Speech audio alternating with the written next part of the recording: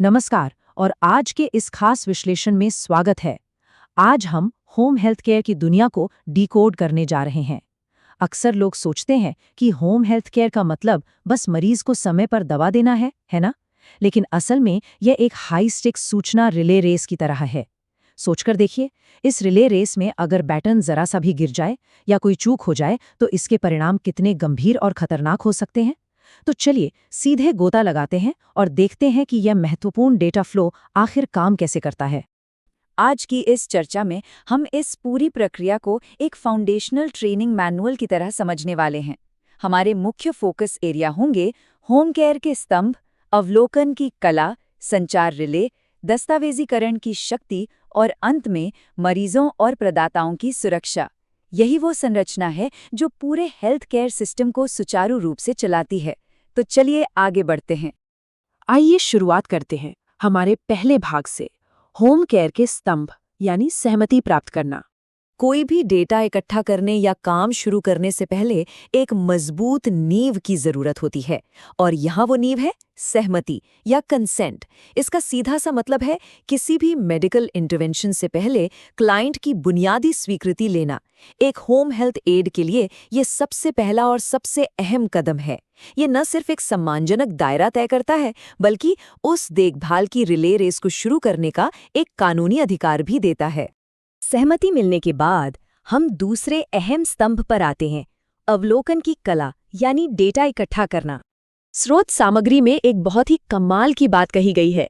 एक चिकित्सा स्वास्थ्य प्रोफेशनल के रूप में आपकी आंखें, कान और नाक उन लक्षणों को देखने के लिए आपके सबसे बड़े उपकरण हैं। इसका मतलब है कि किसी भी हाईटेक मशीन या गैजेट को छूने से पहले एक केयर गिवर की अपनी इंद्रियां ही सबसे पहला डायग्नोस्टिक टूल होती हैं। सुनने में भले ही बहुत बेसिक लगे, लेकिन मेडिकल दुनिया में सचमुच यही सबसे ताकतवर हथियार है।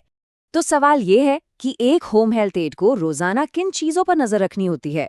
सबसे पहले आते हैं वाइटल साइंस। इसमें ब्लड प्रेशर जैसी चीजें शामिल हैं जो सीधे तौर पर सर्कुलेटरी सिस्टम का हाल बता देती हैं। इसके अलावा शारीरिक स्वास्थ्य, मानसिक स्थिति और शरीर में कितना तरल पदार्थ जा रहा है और कितना बाहर आ रहा है, यानी इनटेक और आउटपुट, ये सब देखना होता है। शरीर के ये बुनियादी संकेत किसी भी बीमारी को समझने की मास्टर चाबी हैं। यहाँ मेडिकल जगत का एक बहुत ही दिलचस्प और ज़रूरी अंतर समझना होगा। लक्षण यानी सिम्टम और संकेत यानी साइन के बीच का फर्क। स्रोत बहुत ही स्पष्ट रूप से बताता है कि लक्षण वो है जो मरीज खुद महसूस करता है, ये पूरी तरह से उनका अपना अनुभव है। लेकिन संकेत वो है जिसे एक डॉक्टर या केयरगिवर सामने से देखता या मापता है ना काफ़ी अलग। अब देखते हैं कि ये बात मानसिक स्थिति के मूल्यांकन से कैसे जुड़ती है। केयर गिवर मानसिक स्थिति को कई स्तरों पर मापते हैं, जैसे आंख खोलने की प्रतिक्रिया, मौखिक प्रतिक्रिया और मोटर प्रतिक्रिया। क्या मरीज को समय और जगह का सही अंदाजा है? क्या शरीर के अंग निर्देशों का पालन कर रहे हैं? यहाँ सबसे बड़ी बात जो सामने आती है वो ये कि अच्छे शारीरिक स्वास्थ्य और सही पोषण का सीधा असर हमारी मानसिक स्थिति पर पड़ता है। रोजमर्रा की शारीरिक निगरानी में एक और बेहद जरूरी काम है तरल पदार्थों का हिसाब रखना। इनटेक में पानी, चाय, जूस जैसी चीजें आती हैं और आउटपुट में यूरिनेशन और मलत्याग। भले ही ये सुनने में एक रूटीन काम लगे, लेकिन डॉक्टरों के लिए इन दोनों चीजों को ट्रैक करना एक बहुत ही क्रिटिकल और नियमित डायग्नोस्टिक टूल है। अब दवाओं की निगरानी पर आते हैं। दवाओं के कुछ आम साइड इफेक्ट्स होते हैं जिन पर पैनी नजर रखनी होती है, जैसे उनींदापन, थकान, त्वचा पर दाने, मतली और दस्त या कब्ज की समस्या। अगर दवाओं का शेड्यूल आगे पीछे हो जाए या डोज गलत हो तो इसका मरीज पर बेहद खतरनाक और हानिकारक असर हो सकता है।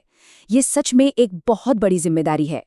ये सब हमें हमारे तीसरे स्तंभ की ओर ले जाता है, संचार रिले, यानी जो डेटा मिला है उसे आगे संचारित करना। आखिर ये रिपोर्टिंग है क्या? सरल शब्दों में कहें तो ये केयर प्रोवाइडर्स के बीच एक फिक्स फॉर्मेट में होने वाली बातचीत है। ये आमतौर पर शिफ्ट शुरू होने या खत्म होने पर या फिर मरीज की स्थिति में कोई बड़ा बदलाव आने पर होती है। अगर केयर गिवर के पास कोई जानकारी है तो डॉक्टर के ट्रीटमेंट प्लान तक उसे पहुंचाने वाला पुल यही रिपोर्टिंग है। अगर ये बैटन सही से पास नहीं हुआ तो डेटा इकट्ठा करने का कोई मतलब नहीं रह जाता। ये सभी स्तंभ आपस में मिलकर एक परफेक्ट और अटूट सूचना लूप बनाते हैं। पहला कदम सहमति लेना, दूसरा स्थिति को ऑब्जर्व करना, तीसरा जो मिला उसकी रिपोर्ट करना, और चौथा उसे डॉक्यूमेंट करना। ये एक के बाद एक चलने वाली क्रमिक प्रगति है। इस लूप को बिना तोड़े फॉलो करने से ही मेडिकल गलतियों को रोका जा सकता है और काम में किसी भी तरह के रिग्रेशन से बचा जा सकता है।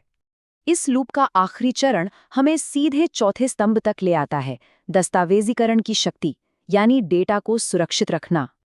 अक्सर कागजी कार्यवाही को एक बोरिंग प्रशासनिक काम मान लिया जाता है, लेकिन मेडिकल फील्ड में ये इतिहास को सुरक्षित रखने का सबसे बड़ा तरीका है।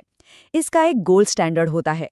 रिकॉर्ड बिल्कुल सटीक और लॉजिकल होना चाहिए, एकदम साफ और पढ़ने लायक होना चाहिए, हर क्लाइंट के हिसाब से स्पेसिफिक होना चाहिए और सबसे ज़रूरी डिटेल्ड होने के साथ साथ टू द पॉइंट होना चाहिए, क्योंकि गोलमोल या कंफ्यूज करने वाले नोट्स का सीधा मतलब है गलत व्याख्या और एक ही इलाज का अनावश्यक दोहराव। एक सही और उचित डॉक्यूमेंटेशन हमेशा इन 5 सवालों के जवाब देता है। मरीज और केयरगिवर कौन है? कौन सी सेवाएं दी गईं? मरीज कब एडमिट या डिस्चार्ज हुआ? इलाज की ज़रूरत क्यों थी? और आखिर में सेवाएं कैसे दी गईं और उनका रिजल्ट क्या निकला?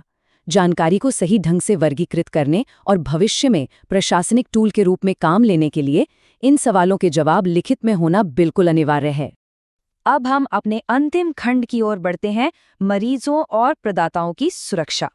इन 4 स्तंभों को इतनी सख्ती से क्यों लागू किया जाता है? इसके पीछे बड़े कानूनी कारण हैं। अच्छे रिकॉर्ड्स इस बात का पक्का सबूत होते हैं कि सारे फैसले सोच समझ कर लिए गए हैं। यही डॉक्यूमेंटेशन किसी भी लीगल चुनौती या ऑडिट के दौरान एक मजबूत ढाल का काम करता है। इसके बिना हेल्थ प्रोवाइडर्स बहुत बड़े रिस्क में आ जाते हैं। और तो और सही बिलिंग और उचित रिम्बर्समेंट के लिए भी यही रिकॉर्ड्स काम आते हैं। इस पूरी रिले रेस का अल्टीमेट गोल या सबसे बड़ा फायदा क्या है? इसका सबसे बड़ा फायदा है कंटिन्यूटी ऑफ केयर या देखभाल की निरंतरता। जब हर काम सही होता है तो हेल्थ रिजल्ट्स बेहतर होते हैं, मरीज की लाइफ क्वालिटी सुधरती है और सिस्टम का खर्च भी सुधरता है। अस्थमा, डायबिटीज या हार्ट डिजीज जैसी लंबी चलने वाली बीमारियों को कंट्रोल में रखने के लिए ये लगातार चलने वाली देखभाल सच में एक गेम चेंजर है। आज के इस विश्लेषण को खत्म करते हुए आइए एक बहुत ही गहरे सवाल पर विचार करते हैं। यदि किसी इलाज का कोई दस्तावेजीकरण नहीं किया गया है, तो क्या वो वास्तव में कभी हुआ था? यह बस एक सवाल नहीं है, बल्कि यह हेल्थ केयर सिस्टम में सही कम्युनिकेशन और रिकॉर्ड रखने के भारी कानूनी और मेडिकल वजन को सामने लाता है। जो फाइल में दर्ज नहीं है, सिस्टम की नज़रों में उसका कोई अस्तित्व नहीं है। आज के लिए बस इतना ही। उम्मीद है यह जानकारी सभी के लिए बेहद मूल्यवान और स्पष्ट रही होगी।